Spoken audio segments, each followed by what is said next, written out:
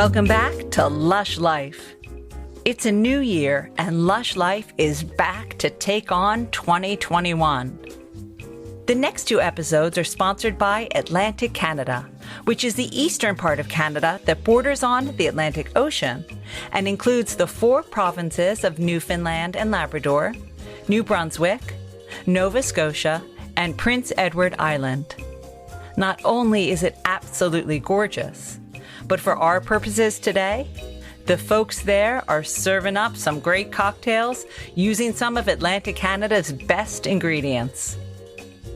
I'm Susan Schwartz, your drinking companion, and this is Lush Life Podcast. Every week we are inspired to live life one cocktail at a time. First, we head to Newfoundland and Labrador to chat with Dan Meades, co-founder of the Third Place Cocktail Company. And then we jet off to New Brunswick to meet Sebastien Roy, founder of Distillerie Fils du Roy. Newfoundland and Labrador has incredible landscapes, vibrant cities, and quaint historical ports, plus awe-inspiring mountain ranges, rivers, waterfalls, winding coastlands, and some great tonics thanks to Dan. After traveling all over Africa for work, he developed a love of Cinchona bark, the main ingredient in tonic water. Returning home, he just couldn't find the exact product he wanted for his gin and tonic, so he decided to create his own. Thus, the Third Place Cocktail Company was born, but it almost wasn't. Here's Dan to tell us all. Now, Dan, I have a delicious cocktail in front of me. It is Third Place Cocktail Company tonic, gin, and some soda water. And I want to know how this got into my glass. Yeah, I've got one too, so cheers. You know, it's kind of a long story. I'll make it as interesting for folks as I can. I went to university here in St. John's, Newfoundland and Labrador. And while I was a student, I made a living playing the guitar. And so I was in kind of not very good cover bands in not very good bars, drinking not very good beer for a long time. And then at some point I realized that the beer was really inefficient as a method of the goal of drinking at that time. And so I switched over to gin when I was about 20 years old. And I got exceedingly good at drinking gin and tonic. I was just very well practiced, if nothing else. And I just loved gin and tonic. And to this day, it's my favorite cocktail. Certainly the cocktail I've had the most in life has been gin and tonic. And so fast forward a few years, I was no longer a musician. I was living and working overseas in West Africa, doing some development work. Hold on. Now, the gin and tonic, were you the only person drinking a gin and tonic of your peers? Yeah, so there's a big rum and coke kind of culture here. And then later, in more recent years, the cocktail scene in Newfoundland and Labrador has just exploded. And we've got some remarkable cocktail bars here.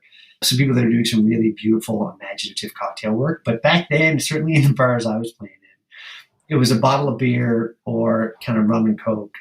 If they were pouring any other gin and tonics that night, it certainly wasn't for a man. It would have been considered a woman's drink. You know, and this isn't that long ago, right? I'm 40, so we're not talking about that long ago.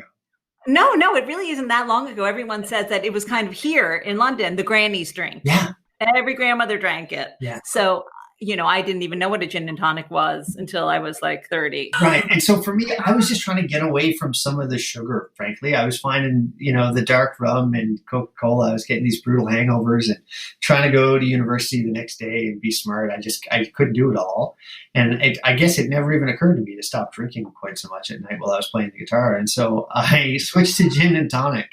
And I still, the balance of sweetness and bitterness and botanicals, it's still, as far as I'm concerned, it's tough to get better than a gin and tonic. It has a perfect flavor pairing. I so agree. Now you said that something took you to the far reaches of the world. Yes. What was that? So I was doing some development work for the Canadian International Development Agency. And so I was living in a place called Ghana, which is in West Africa, in sub-Saharan West Africa. And I was traveling through that part of the world quite a bit. And so sort of Ghana, the Ivory Coast, Liberia, Sierra Leone. And this is in my mid-20s. And in that part of the world, if you catch malaria, which is not an uncommon thing, it's a scary thing, certainly, but lots of mosquitoes are biting you, and sometimes you catch malaria. And if that happens, generally speaking, if you're in any type of city, not even a big city, it's really easy to get great medicine, and they just treat you with some malaria meds, and off you go, and you're okay. You feel pretty rotten for a week or two, but you're generally okay. I was a little unfortunate. I was pretty far afield in northern Ghana the first time I got malaria, and it was a little bit tough. So you got it? Oh yeah, twice, sure. And so the first time I just got real ill, and it was a little complicated to try to get me to somewhere a little bit safer. And there was these really remarkable people were taking care of me, and in that part of the world, they know that quinine, obviously, is that anti-malarial drug, right? So if you go to a hospital today, or if you're going to take a prophylactic for malaria, you take a quinine tablet, basically. Quinine naturally comes from the Cinchona tree, and it grows not naturally in sub-Saharan West Africa, but because of the way the world was colonized by British sailors, they planted quinine everywhere they went. Planted Cinchona, rather, for the quinine everywhere they went. And so I'm a 24-year-old guy with this monster malaria fever, chewing on Cinchona tree bark to try to get some quinine in to start feeling a little better until they could get me out a few days later to a place where I could get some better meds. And it was a remarkable experience and scary at the time, but you're a 24-year-old dude, like you're invincible. Nothing can really hurt you. But I did remember the just unbelievable bitterness of this plant that I was just chewing on and kind of put between my cheek and my gums, the way you would with a cola nut or some other things. And so I had this sort of relationship with the plant, and also a relationship with the drink that eventually, we'll skip the history lesson, but gin and tonic came from quinine syrup on ships, which was a malarial cure, as well as limes on those same ships, which was meant to stop scurvy, and then gin, which was basically just meant to stop the sailors from mutinying. And so all of that together, and you got the first gin and tonic in about 1802. And so I was great at drinking gin and tonic, and I had this relationship with this crazy plant where quinine came from. And then I moved back to North America, and eventually back here to my home of St. John's, Newfoundland, after many years of traveling. And I was still pretty good at drinking gin back then. And I had been drinking better and better gin because I traveled the world and I had an interest in cocktails.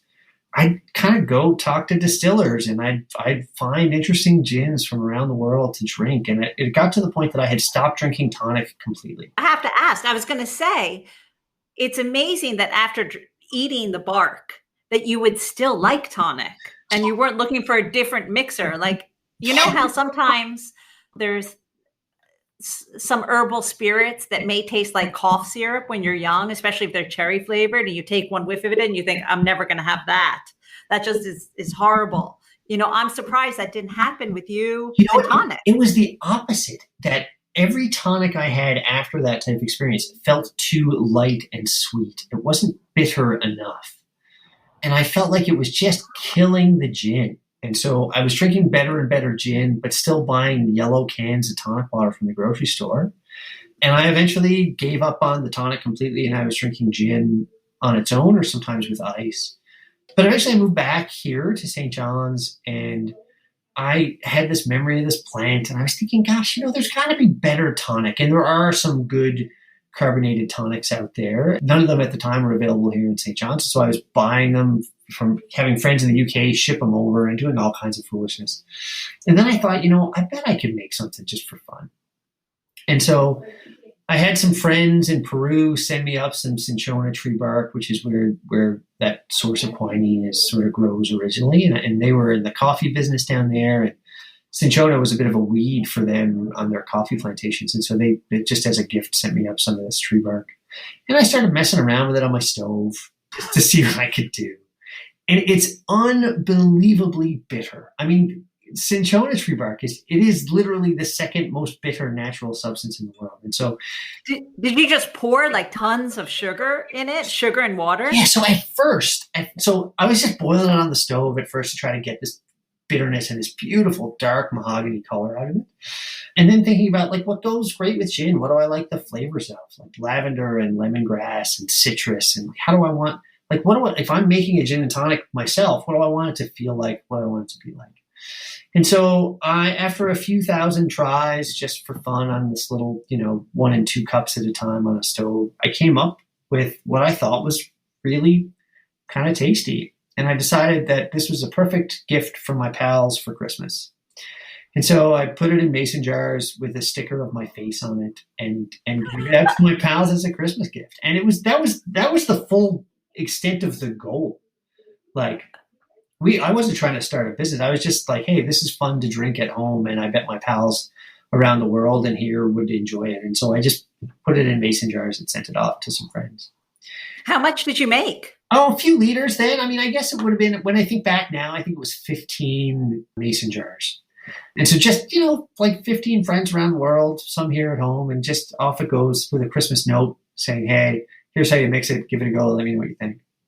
Did you ever take it with you to a bar because you wanted gin from the bar? And then... So I am insufferable in that way. Absolutely, I have done that.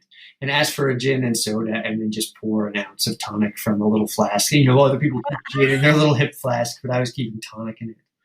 And I've got some friends from the musician days who are in the restaurant and bar business here in St. John's. And so they got to know that, they enjoyed this idea, and some of them were on that Christmas list. And so they were kind of in on the gag and really liked the product as well. And then one of the people that I gave this out to as a Christmas gift to owned a series of retail stores across the country. And it had nothing to do with drinks. They're high-end kitchen knife stores, and they're beautiful knives, and these stores are wonderful. And he called me up and he said, hey, I really want to sell this in my stores. And I said, Kevin, it's not a business. I made it on my stove at home. Like leave me alone. I got enough to do. And he called a few months later and he said, hey, can I get some more? Can you make me a big batch of tonic? I'm all out, and I want some more, and I want you to reconsider selling it to me. And I said, Kevin, I'm not interested at all. And then he said, how about if I bought the recipe from you? Ooh. And I said, what do you mean? And he said, what if I bought the tonic recipe, and then I flew you up here to Calgary, and you could teach my staff to make it, and then it's not yours anymore, it's mine.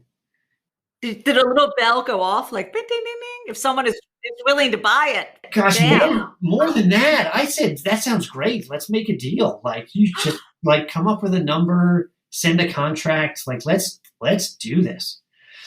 And so a couple of days later, I ran into Chris Smith, who is an old university pal and still a dear friend, who's now the other owner of the Third Place Cocktail Company. Oh my gosh, I so thought that this guy was going to be Chris Smith. No, so this was no. Completely different. No way. Yeah. And so I ran into Chris. He and I decided to pop into a pub for a pint, and we are just chatting, and we were dear friends, but we hadn't caught up in a while. And I said, hey, he was on the original tonic Christmas list. He'd gotten a bottle of it. I said, hey, you're not going to believe it. I'm going to sell the tonic recipe. He said, what do you mean? I said, yeah, this guy I know wants to buy it. And so, he threw a number out there. I'm waiting on an actual contract, but I think I'm going to do it. He's like, you're crazy. Chris says, Dan, I love you. You're an idiot. Let's start a business. And I thought, Chris, the last thing I want to do is start a tonic business. That sounds like a lot of work. I assume you had a full-time job at the same time. That's right. Yeah. So my day job is still in sheltering work. I help run shelters for women and children fleeing violence. And so that was the same type of work I was doing over in West Africa years ago. And so that's been the career this whole time. Mm-hmm. Chris and I sat down and had a few more drinks that day and hashed out what we thought might be a good idea. And we went for it. We launched this business it was 5 years ago now. Why do you think meeting Chris or Chris in your discussion swayed you from just selling it and then saying bye-bye to it? Well, there's a few reasons. So Chris and I, as I've said, have been dear friends for a long time, and I love and respect him. He also has a really different skill set than I have. And so the idea that Chris was going to bring his skills to a business that I feel like are complementary to mine. And so, listen, I'm a long-haired kind of hippie dude, and Chris is high and tight with all his buttons done up, and he's great, hilarious, charming, thoughtful guy, but he also, can make his way around an Excel spreadsheet like a wizard, and that's real tedious to me. It was the Excel spreadsheet. Yeah, it's part of it. And then also Chris's belief in the thing, he's an unbelievably smart guy. And so for him to say, hey, no, I think this is a thing, made me reconsider how I was thinking about it. You know, when you make something, it's easy to disregard something that you made with your own hands, even if it took a lot of effort. It's just a thing you did. Like, it's, you know, there's no magic to it. It's yours. And so it can't be that special, right? You made it on your stove at home. So what were the first steps to starting up the company? Well, the first steps were a few things, right? We wanted to see what other people thought of it. At least we thought that's what we wanted. It turns out we had a bit of a tasting party at my place and did some focus groups among kind of cocktail folks from here and some people that we knew were pretty fun to sit and drink gin with. And most of them said, it's too bitter. It needs to be sweeter. It's too bitter. And I just wouldn't abide that thought at all. I think bitter in a cocktail is really the only way. And it's borne out over time for sure. I wanted this thing to be different than a sugary yellow can of tonic. Otherwise, what's the point, right? And so then we started to think about how we wanted it to feel and how we wanted it to look. And for Chris and I, we sat down and said, what are the goals? Like, what do we want? What would be an appropriate sales goal for a year? But more important than that, are there any values? Like, is there anything we care about that we want to make sure this business has? And we came up with some that we still live to today. And we live to them so much that it's easy for me to tell you what they were. And that's that we wanted to make enough money that we could share it. And what that meant was that everybody that ever works for us gets paid a living wage and gets to work in a respectful place that's going to treat them fairly and honor their labor well. The second thing is that we wanted to make products that were so good, we were proud to put our name on every single bottle. And we do that. We hand sign every bottle that we make still and hand batch number every bottle of every product that we make. And so I noticed that when you sent me some of your amazing products, I noticed it said, handcrafted by, batch number, and there's your pen. Yeah, that's right. And, part of it for us is that we wanted to make something that was just undeniably good and that we were really, really proud of. And then we also wanted to make sure we were having fun. That was the last principle for us, is that it had to be fun, and that owning a business can be arduous and really difficult. But if it isn't fun, then we were not going to really honor what this thing was supposed to be for us. Mm-hmm. So those were the first steps. And then it was finding a kitchen that we could use, because we couldn't do it at my place. You need a real inspected industrial kitchen and to go from there. And we didn't realize what this was going to turn into or how quickly. And so we had this sales goal in mind, this number that we thought, hey, if a year from now we've sold this amount, it's a real business. People are like, this is something we should devote time and energy and love and money into. And we met that 1 year sales goal on day 22. That's incredible. We couldn't believe it. I mean, we were. Were you just selling to your area, or had you in Newfoundland and Labrador? We had 3 retailers here in St. John's. And at that point, a batch of tonic took us all night because we were working our day jobs and had families. And then we'd go and cook this stuff all night long. And that would be 200 bottles. And so we'd get 200 bottles out of a batch. And we'd show up. I remember this was about 3 weeks before Christmas, 5 years ago. And we went to this remarkable coffee shop on Water Street here called The Rocket. And we sent out a little tweet when we were leaving the manufacturing space saying, on our way to the Rocket with a full batch, lots of stock for the weekend. And this was on a Saturday morning because we finished our day jobs on Friday afternoon, went there, cooked all night, brought this tonic down. And by the time we got to the Rocket, there was a lineup outside and none of it made it to the shelf. All 200 bottles sold from the boxes that we were carrying them in. How had people heard of it? Just word of mouth? No, yeah, word of mouth. We were really fortunate that the restaurant and cocktail scene here in St. John's was ready for this product. And so we've got some amazing restaurants here, places like Mallard Cottage and Raymond's, which are some of the best restaurants in the world. And they happen to be right here in St. John's, Newfoundland and Labrador. And so those places put us on their menu right away. And we're happy to tell people about it. And then, people it's different and the product feels different than anything they've ever seen before. And so people got excited about the idea of trying this new, weird, interesting thing. And if you see our product on the shelf, it looks like an old medicine bottle. It doesn't look like tonic.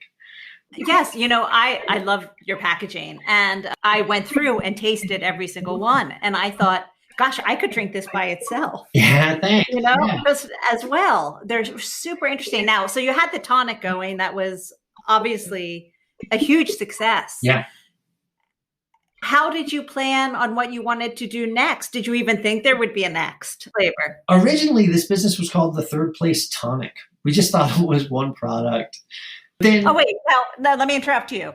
Third place. yeah, sure. Where did you come up with that? Right. I think if we had known this business was going to be a success, we might have named it something different. I love it still, and I'm glad we went this way. The third place is an old sociology term. And so in your life, the first place in your life is where you spend most of your time. For lots of us, that's your home, especially now. The second place in your life is where you spent the second most amount of your time. For most of us, that was work. And then the third place in your life was wherever you got together and built community and met with your friends. So we wanted this product to do that kind of thing. You know, for us, the third place in our lives, for Chris and I, was always pubs and bars. I mean, always, always, always. It never occurred to you to call your friends and say, do you want to go see a movie? It was like, hey, are we heading to the pub? Which one? And even if you weren't having a big drinking night, that space was where you got together with people. And so that's where the name comes from. We feel like anything that helps people come together and build community is important. And certainly a good cocktail is a great reason to get together with your pals, especially now when our homes are all of our places, right? In the time of COVID, your first place, second place, third place all tends to be the same chair in your home a lot of the time. Absolutely. And so it's been interesting to make a series of products that are meant for people to experience at home. And, that's really one of the goals for us, was to do all the work for you. Right? Like you do make it easy, definitely. There's a ton of ingredients. And so what happened? We had this tonic that was meant for gin. And then, we work with distillers and great alcohol companies. And one of them makes a vodka here in Newfoundland and Labrador called Iceberg Vodka. And it's made from iceberg water, and it's this really pure, interesting vodka. And one of the guys from Iceberg came to us and said, like, we really love a tonic that's meant to go with vodka instead of this tonic that's meant to go with gin. And I said to him, when I drink vodka tonic, I always want elderflower. It's like elderflower is the flavor that I want to sweeten things up. And it's a beautiful old British flavor, and it tastes so good. And elderflowers are a remarkable thing that also grow here in Newfoundland and Labrador. And so I had been thinking about doing some, because it was something that I like to drink myself. I've been thinking about elderflower as a potential second product, maybe. And there's some products on the market that were beautiful elderflower syrups and elderflower liqueurs. But again, they were just too sweet for my palate. I just didn't like all the sugar. And so we produced elderflower, which is meant to go with vodka. And then we thought, gosh, this went really well. We should think about what else we want to do. And that's when Chris said, Dan, I already have a thing in mind. He's a bourbon drinker. In the same way that I'm a gin drinker, Chris is a bourbon drinker. In the same way that I like to think about gin, Chris likes to think about bourbon. He said, Dan, Chris has traveled a ton as well. And he says, I've been to these amazing bars, and you sit down at a bar and the bartender takes 25 minutes and he makes you a cocktail where he's smoking something over here and the ice cubes are a special thing over there. And then, he charged you 10 or 12 pounds for the thing, and you got to wait forever. And then he presents this cocktail, and it's perfect. And it's almost always a whiskey cocktail for me. And I want to make a product for whiskey that makes you feel that way, but that you can mix at home. And I thought, sure, man, but where do you start? He said, you start with the flavors, Dan. You start with, what do you want it to taste like? I know what I want. I want it to taste smoky because it's going to pair with the bourbon well. And I want it to be really astringent, so I go back for more. And I want it to be floral. And so we started with this beautiful smoked tea, this Lapsang Souchong tea. I went to tea school for a long time. I love good Chinese tea, and we use great tea in all of our products. And so we started with this beautiful smoked black tea and some rose petals and rose hips and hibiscus flowers, and got to work. And the product is called Ginger Rose, and it mixes with whiskey, and it's a total home run. The way you're talking about food, and, you've created a lot of different flavors. Are you a cook? Do you love cooking? Did you cook when you were young? Yeah, so I love cooking, and Chris is the best home cook I've ever met. he hates it when I say that, but Chris, the food Chris makes for his family at home is as good as restaurant food you'll find anywhere in the world. It's like a random Tuesday night in Chris Smith's house and you get a monstrous plate of food. I love to cook as well, and I spend a ton of time thinking about food. My mom was a pretty great home cook, and that was a way that we related. And so food's a big part of our lives, and certainly a part of the cultural experience here in Newfoundland and Labrador is getting together and sharing food, as it is everywhere, really. And so we do think about this, we think about the ingredients the same way we think about ingredients like a great chef would. And we source those ingredients with we're very, very picky, like where the lavender comes from matters to us. Where the vanilla beans come from matter to us. Where the lemongrass came from matters to us. And we're really picky and fastidious about making sure those things are in line. Since bourbon is his thing, how long did it take you to agree on the ginger rose? Oh, not long. It took us a while to get it exactly right. I loved the idea.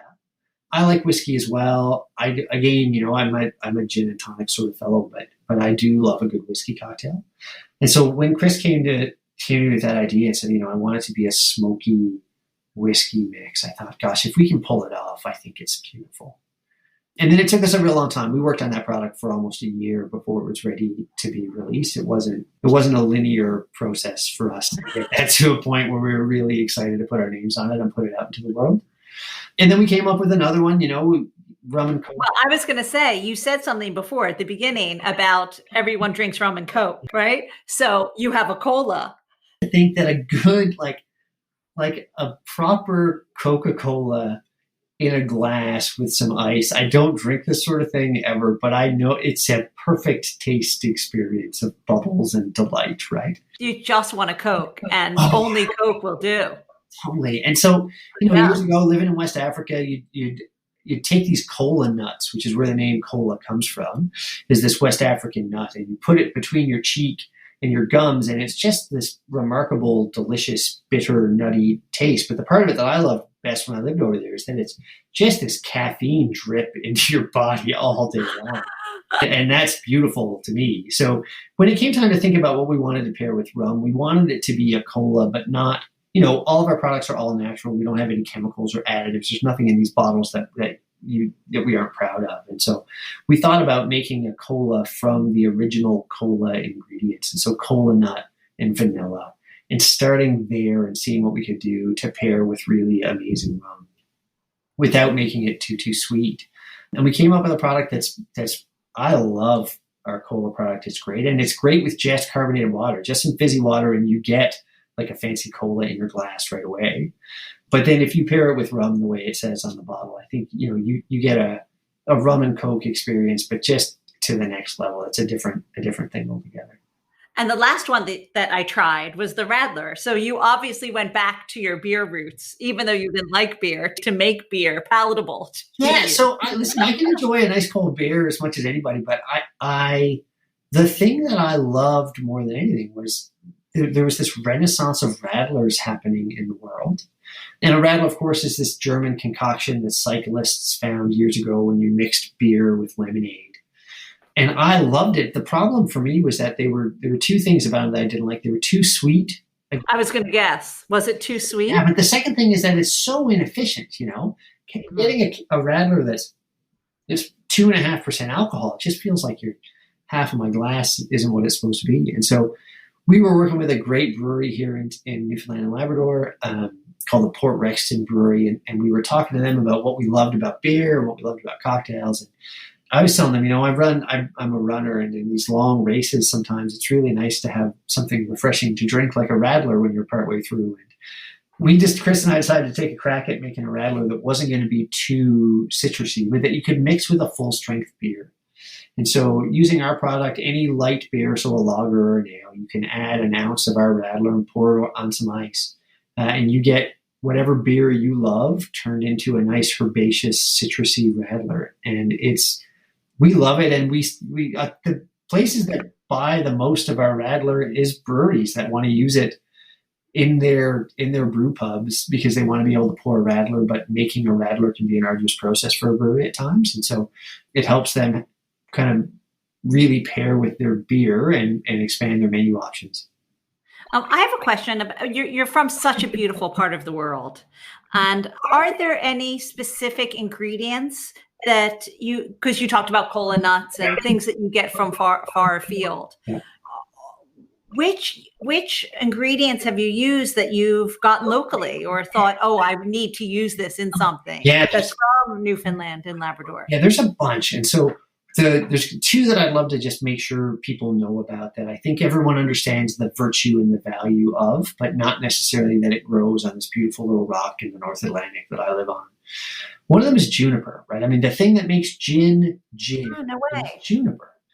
And we don't have what we would call high bush juniper, which is what most great distilleries around the world use. We have this little scrubby, tiny bushes of juniper that grow along the coast and along the rocks, and it tastes different than juniper anywhere else. It's saltier. The berries aren't as juicy. They tend to be smaller and harder, even when they're ripe. But it's a remarkable, and we use it in our elderflower. I jokingly say that all vodka should taste more like gin. And so in our product that we have to go with vodka, we added a bunch of juniper in there so that you get a little hint of that juniper gin flavor in it. And it's great. Newfoundland juniper is a beautiful thing. And the second thing is that we make some seasonal products that we only sell here in Newfoundland and Labrador. One of them is called Wassail. We sell a Christmas tonic.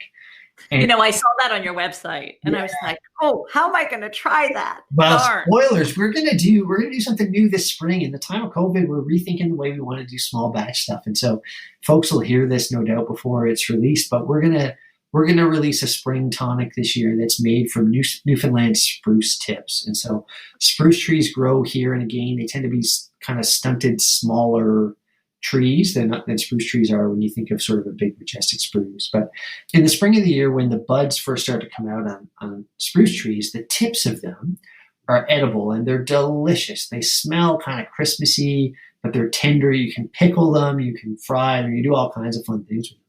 We don't do any of those things, but we do use them we dry them and then the following year use them in our holiday product because it tastes like Christmas. But there's a great tradition in this part of the world and in some other parts too, where in the spring of the year, you head into the woods, or my grandfather would do this a lot, and you'd pick a bunch of things, including spruce tips, and you'd make what's called a spring tonic. And it was meant to, keep illness away and just keep you nice and strong. And spruce tips were a big part of that. So we're going to make a nice spruce tonic, and that's an ingredient that I love that grows. I mean, you can't go for a run in the city without seeing spruce trees budding in the spring of the year. And it smells great and it tastes unbelievable.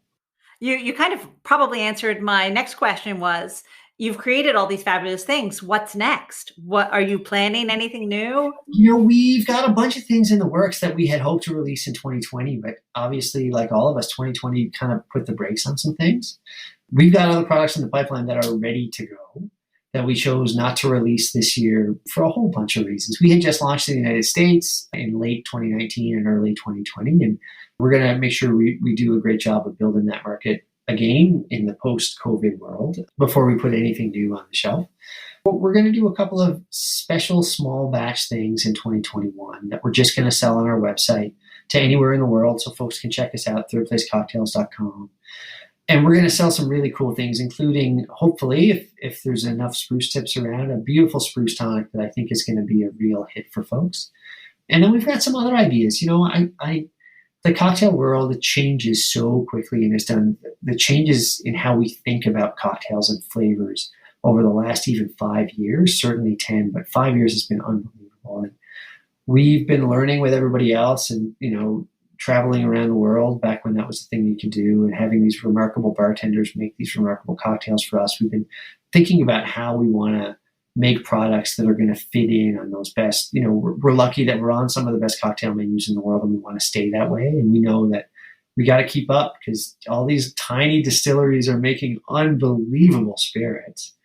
That is definitely true. Something that you've said has really struck me, that there's a through line from the beginning of your career to now, which is community and how important that is. I mean, the work that you do outside of the Third Place Cocktail Company is so important. I know we just brushed over it a little.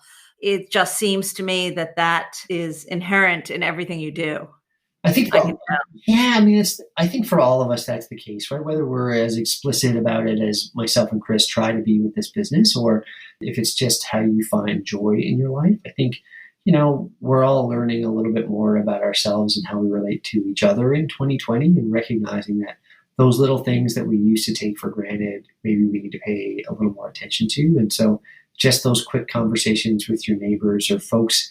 For me, it's the people whose names I don't even know, but who I interact with when I drop my kid at school and that kind of thing. I really miss those interactions and that sense of community in this time of COVID when we're not doing that. And so, we've been really amazed by how many people have been reaching out to us to say, hey, we just had a virtual cocktail night.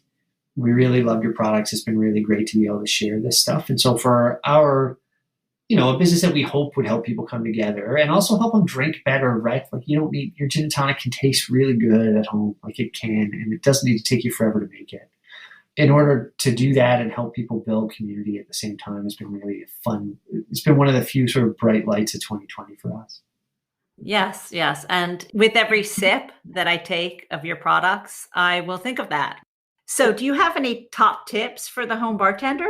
Yeah, I've got a couple. The first one is be really fussy about your ice. Ice in your home cocktail is the secret ingredient, right? And so if it's been kicking around, open to the air in the back of your freezer, and it tastes like those frozen peas that it was next to, you're really not doing yourself any favors. And so make good big block ice. It doesn't need to be perfectly clear when it's not a photo shoot here, but just take your ice seriously, make it with good water, and keep it away from everything else in your freezer inside a plastic bag, and you'll be a little ahead of the game there. And the second thing is just drink what you like, Like, you don't need to make the world's driest martini at home for it to be the right martini for you. If you like it with too much vermouth in it, that's the way you should drink it, and that's the way you should share it with your friends. And so when I'm bartending at home, I want to be able to have the best gin I've got. I never save good gin. It's not the fine china, right? Like they're making more of it no matter how good it is. And so open the good bottle, use the good ice in the good glass every time, and just really enjoy it. So if you could be anywhere drinking right now, where would it be and what would it be? I am lucky that I've traveled a ton and had some great cocktails at some great places. And thinking now, there's one drinking experience that I've come to love that I miss a lot. And that's that I'm a runner. I'm a competitive ultra runner, which means these really long races on trails. And there's this 50-kilometer race here in St. John's, Newfoundland that I love called the East Coast Ultra Marathon. And it ends at a bar, and that bar is called Linda's Place in Kitty Vitty here in St. John's, Newfoundland and Labrador. And it's not a fancy cocktail bar. This is it's almost more of a museum. It's tiny and dark, and the walls are littered with 1,000 things that everything has a story.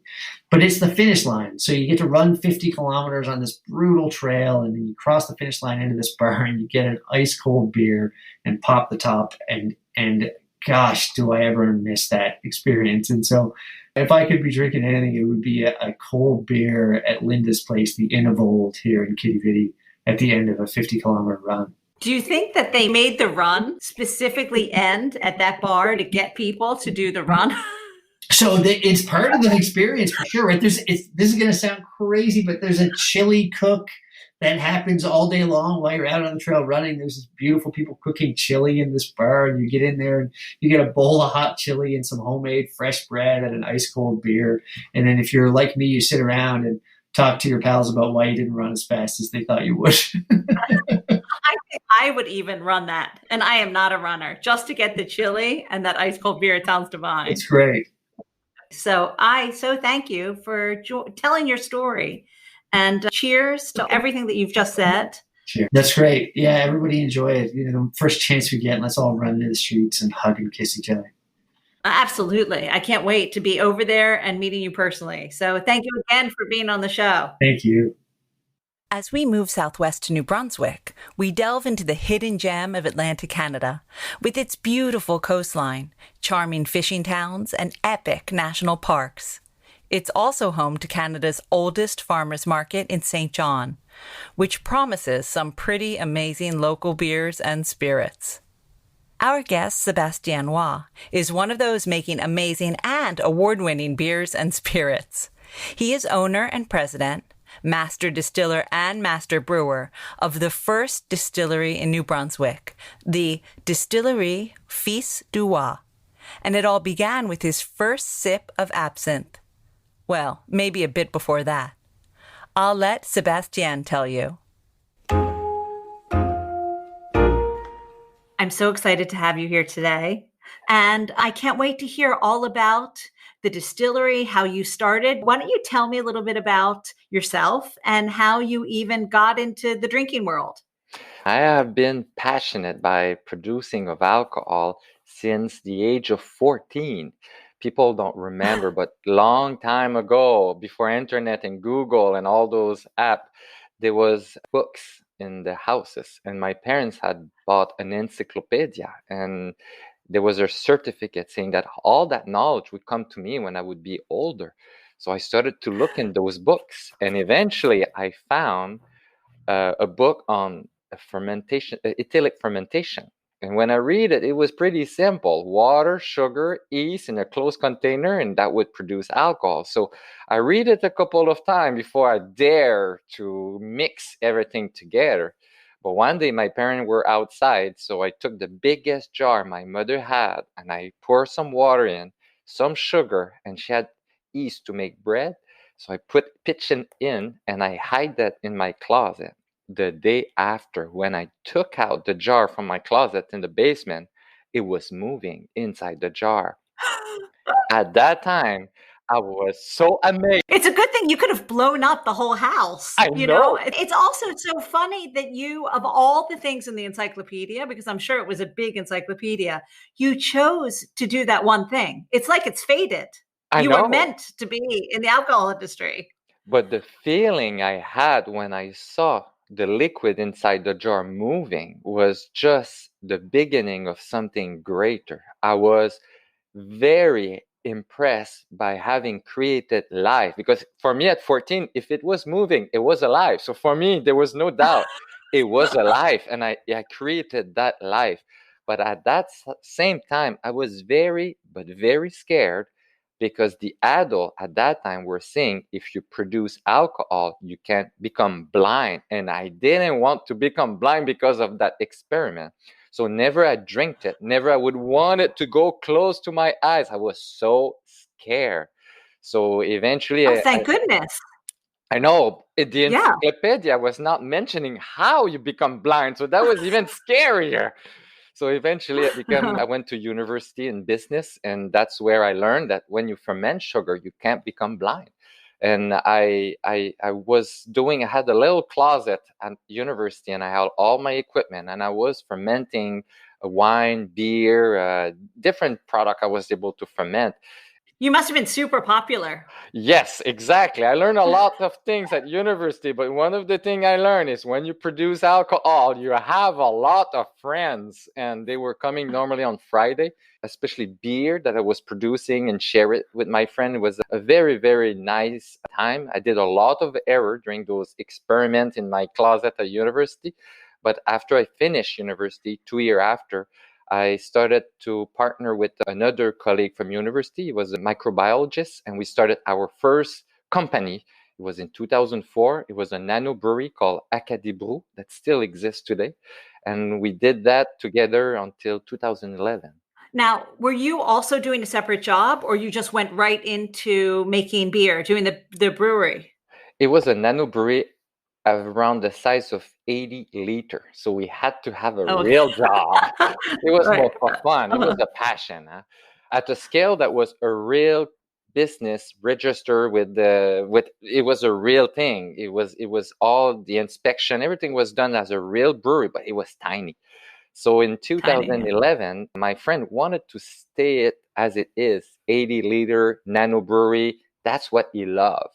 And me, I was in business. So I said, we will never be able to make money with 80 liters. We need to have bigger. So that's where we separate. And you still have that same brewery today, the same 80-liter nano brewery. And me, I started with my mother, Distillerie Fils du Roy. It was a tiny garage with one still. And we were doing that during weekends until 2016, where I had to take a choice. The brewery was big with distillery, brewery. There was a lot of component at that time. So I became a master brewer, master distiller in 2016. And I was starting to know about master of the chai. The chai is the space with all the whiskey barrel, and you need to do some wedding, and there's some work in aging whiskey. So I was starting in 2016 to learn about it. Now, being a brewer is way different than being a distiller. What made you decide that that was the path that you wanted to go into? Brewing beer and beer always have been a great, big passion. We traveled the world we were beer hunter. We traveled the world in the early 2000s before I had kids, and just go in brewery all around the world in a very tiny place, and to try their beer. And one of that trip was in Germany for 1 month. We went to go all around Germany, and we stopped in Czech Republic that just is beside it.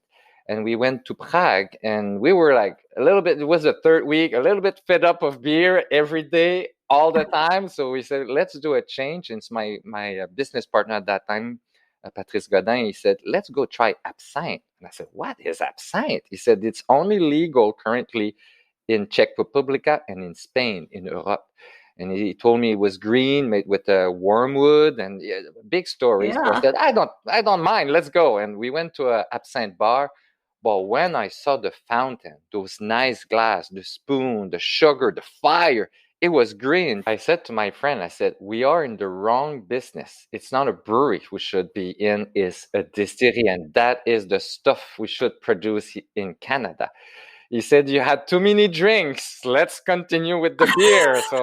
But when I came back to Canada, I had a garden behind the house, and I took out my carrots and the potato and all the vegetable I had, and I started to plant wormwood, isopus, melis, anise, all the spice I was able to grow in Canada during the summer. And I registered still with Revenu Canada, and I started to small batch, but I started to learn about how to produce absinthe and the complexity of it, and harvesting the absinthe at the right moment. And it was a lot of very, very creative moment.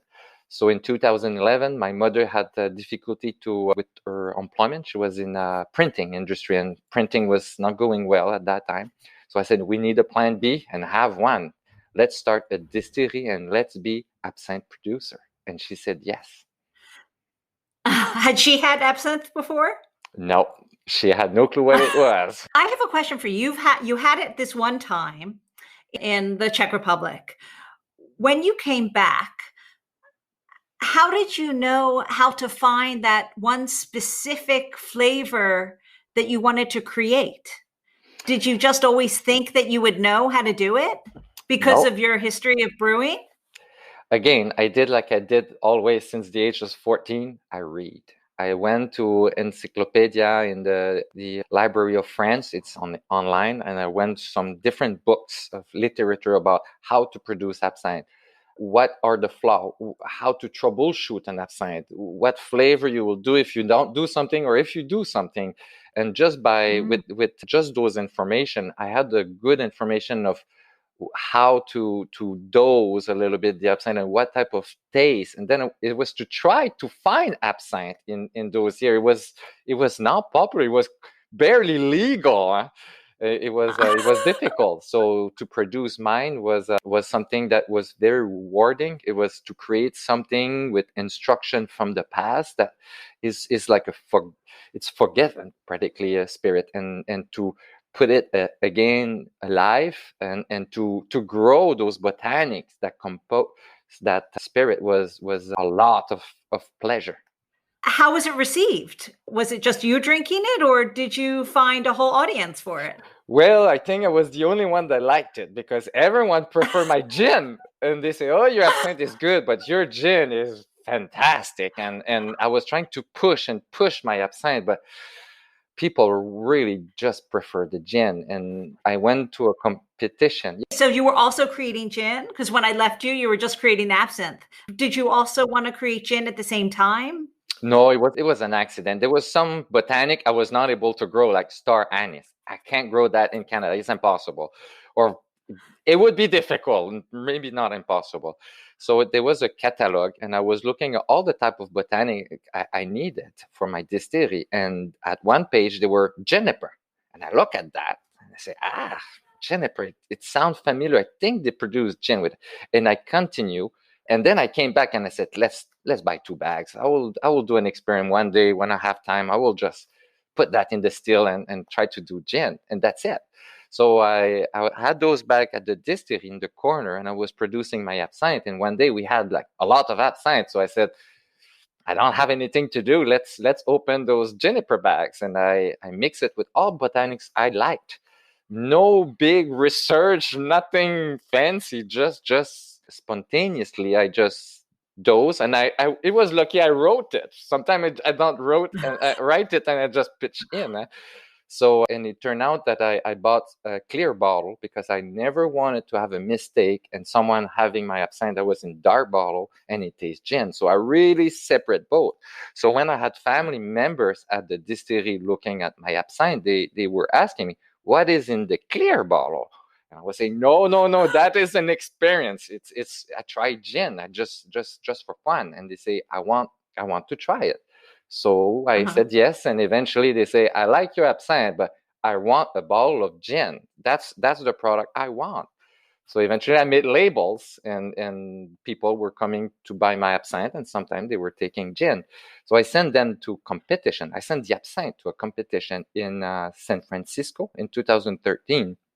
And at Canada Post, the lady said it was like $300 to send that to United States. I said, wow, it's a lot of my budget. So she said 2 bottle or 6 bottle or 8 bottle, it will be approximately the same price. So I said, wait, I will come back. So I went to the distillery and I registered my gin and a pastis that I was doing. So it was 6 bottle, and it was practically the same price to send that to San Francisco. When the result came back, it was a silver medal for the absinthe, a silver medal for the pastis, and a double gold for the gin. And I said, oh my God, my absinthe did terrible. Even my gin did better. So I said, no, that something is wrong. So I sent to another competition in London, and practically same result came back. So eventually people heard about it, and I became a gin producer. But I was trying very hard to push the absinthe, but that's not what people wanted. It's really, really rare that I meet someone who can do both the founding of or launching of a brand and also being its head distiller at the same time, and having the ability to be able to taste something that it turns around and it wins medals. You obviously have a palate for these wonderful flavors. And I was wondering, when you were younger, were you cooking, or was your mom cooking? Did you try, to play with flavors at all?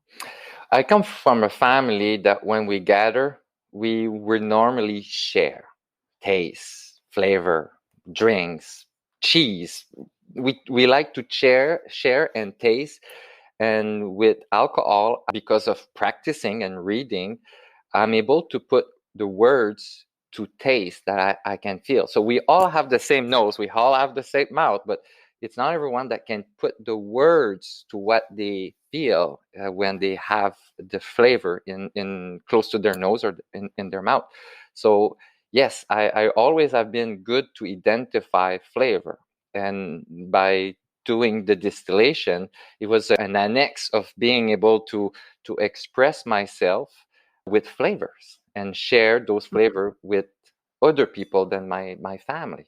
So yes, I always have been good to identify flavor, but I'm not saying that I have a better nose or better taste than any other people. I think it's the same as others, only I can't put words. Well, I'm not sure. I think you're being modest, because I don't think I could create an award-winning, a double gold-winning gin. Now, you said your family, you're from New Brunswick, and that is the home of the Acadians. Yeah. It's part of Atlantic Canada that actually speaks French as well. And I'm wondering how much of that heritage you bring into your spirits.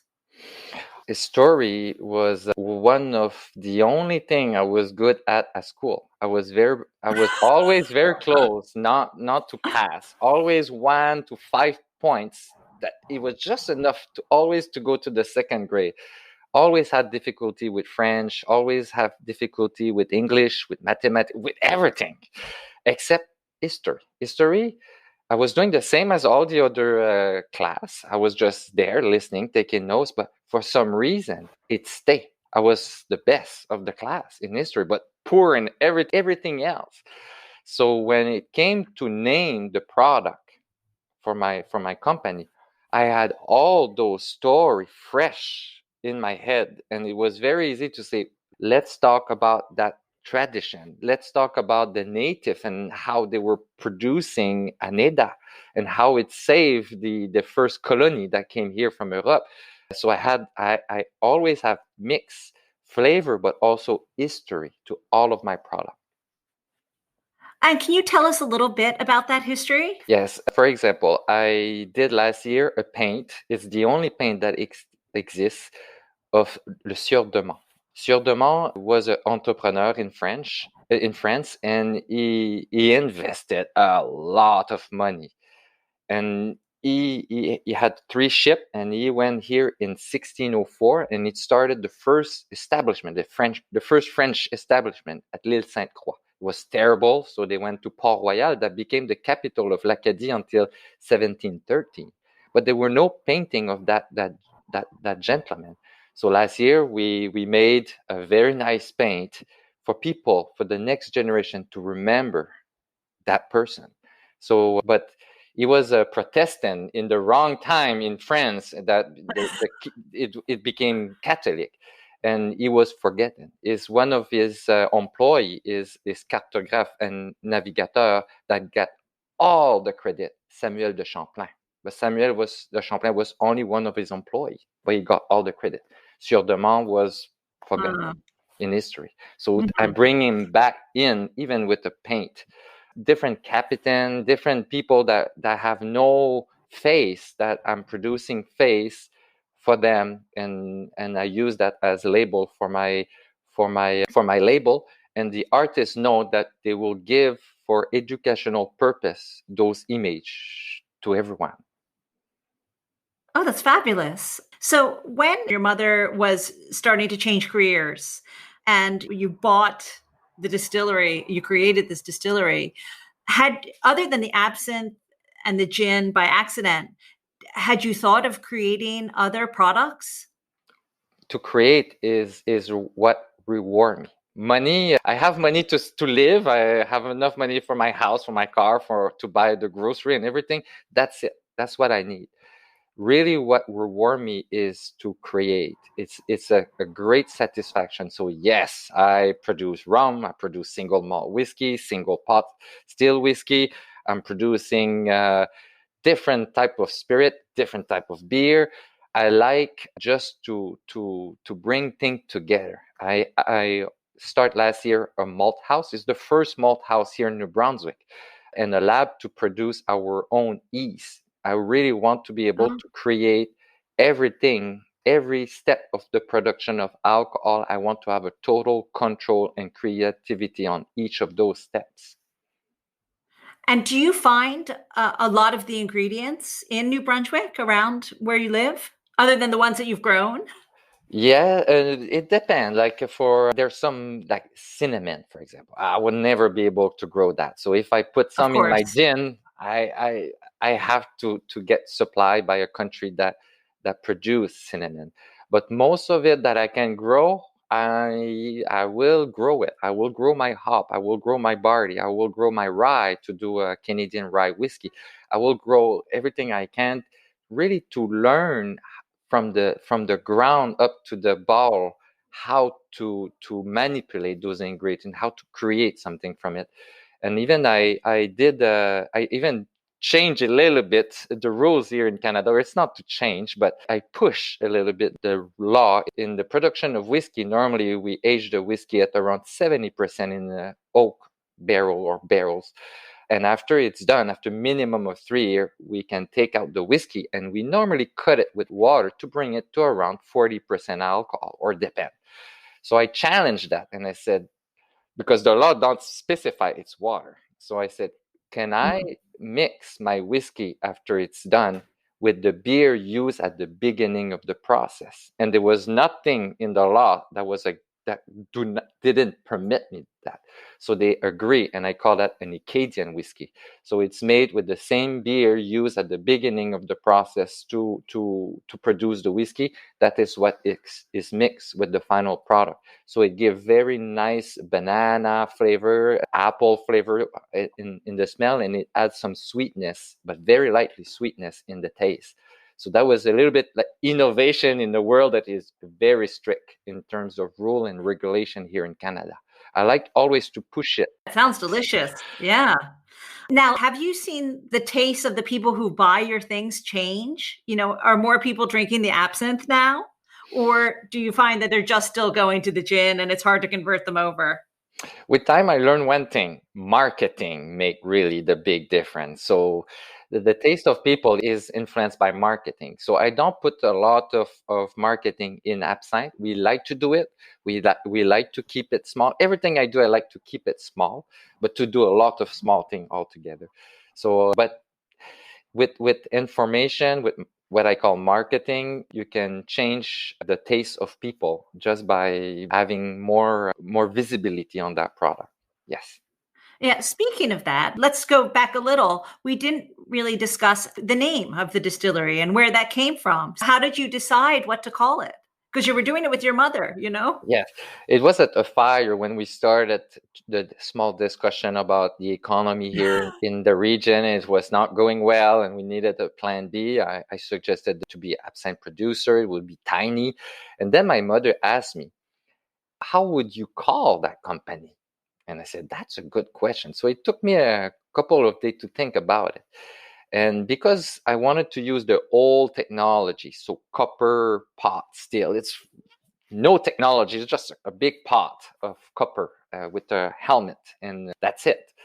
So I look in the past, in England, in Paris, in Europe, how was a distillery, what was the name of a distillery? And it was very simple. It was distillery and your last name and son. So it would be Distillerie Roy and Son. So in French, it's Distillerie Roy et Fils. But I had a daughter. She was around 1 year old. I said, I can't do that to my daughter. That was long time ago. Now the name of a business cannot be Roy and Son. So that's where I switch the Roi and Son for Fils du Roi, the son of the Roi. So it became Distillerie Fils du Roy, the distillery son of the king. That's my last name, King. Yeah. It sounds like an old name of a distillery because they have that son in it and the last name, but that's how it came, Distillerie Fils du Roy. How old is your daughter now? She's 10 years old and she's very proud of the distillery, and she is she accepts the name now, but that was at the beginning, the foundation of the vision of the distillery. Yes, and watch out, she may be hiding little jars of things. Oh, I warn her. I warn her. I want to be there if you do that. You've given me some cocktail recipes, and I was wondering, when you were creating your spirits, did you always have ideas of cocktails that you wanted to create to go with the spirits? I have to say that cocktail production is something that I'm starting to know more and more, and I really believe I really came to the conclusion that I consider producing cocktail as a form of art. It's to create, and that creation I like to do it. When I read the definition of art, it is a diverse range of human activity involving the creation, which express the creator's imagination, conceptual idea, or technical skills. It's intended to be appreciated particularly for its beauty and emotional power. And for cocktail, it's all of it. And that's why now I'm starting to create cocktail, because I found tasting a wonderful cocktail is a way to express, to create, to appreciate, and definitely it's a form of art. And I really do start to like it, but very basic. I'm not in the technical skill yet, but I like and I learn to appreciate it, especially when I see someone that can really express it himself with a cocktail and with all of, sometimes it's very beautiful. I have a lot of respect, and I try to learn, but there's so many things I'm trying to learn all at the same time that cocktail is one of those. Well, speaking of learning things, does that mean that you can tell us what you're next creating at the distillery? Or is it a secret? My next creation, I'm working right now in a beer that will be created 100% from our site. The malt, the barley, the water, everything. So it's symbolic. It's a sign of self-sufficient. And it's not every brewery around the world that can say that they created a beer that is from 100% from their production site. That is one of the projects we're working on. Another project we are working on is a single malt whiskey, but we're working on producing our own barrels made with maple tree. We have a lot of maple tree here in Canada, especially on the land where we are. So to learn how to produce barrel, that's the last step I need to master to do a whiskey 100% from my production site. I'm not there yet, but I'm working on it. Well, just knowing you, I have a feeling it's going to be fantastic and you're going to be the best at it. So can you give me some top tips for the home bartender? For me, what I would provide as a tip or a trick is to have fun. You never know. That pleasure to create cocktail may become a passion, and that passion can transform in joyful activity to share with others. And I believe anything you do for fun will taste greater, will look greater, and will bring you more satisfaction. So my tip would be to have fun. That's great. Now, if you could be anywhere in the world having a drink, where would that be right now? I thought about that, and I believe it would be in Oaxaca in Mexico. They're producing an alcohol that I'm very fascinated by, the traditional way they're producing mezcal. It's 100% agave, and they dig a big hole, and then they send those agave in the hole, and they start to burn them, and then they cover it, and then they wait 3 days, and then they take them out, and normally they will crush it with a big stone that a donkey roll around. Each time I go to Mexico in the region of Oaxaca, when I see how they produce the mezcal, I am always very, very, very inspired. And there's a specific place called La Casa De Mezcal. That's a bar downtown the city of Oaxaca. That's where I would like to be. And there's a snowstorm today in Canada. There's probably no snowstorm in Oaxaca currently. Absolutely not. I want to join you there. I'm dying to go there too. So that's a great one. So I can't wait to come back and see you again. Thank you so much for joining me on the show. It was my pleasure. It was great to have Dan and Sebastien here with me on Lush Life. And thanks so much to Atlantic Canada for arranging everything. Since we have 2 guests, of course, we should have 2 cocktails of the week. Our first cocktail of the week is the one I was enjoying with Dan during our chat. The original Third Place Cocktail Company tonic and gin. Add 1 ounce of the Third Place Cocktail Company tonic and 2 ounces of your favorite gin, Dan prefers a London Dry gin, to a rocks glass filled with ice. Then top it up with 2 ounces of fizzy water and stir gently to combine. Done. Sebastien's cocktail of the week is called I Am Not Driving and contains his award-winning gin toya. Take a highball glass or big wine glass full of ice and add 50 ml of gin toya. Add to that 2 ounces of cranberry juice and 2 ounces of raspberry juice. Top it up with Sprite, 7-Up, or lemonade. Then garnish with a branch of Toya occidentalis, or edible evergreen, and a slice of orange. Both of these are Atlantic Canada in a glass. You'll find these recipes and all the cocktails of the week at alushlifemanual.com, where you'll find all the ingredients in our shop.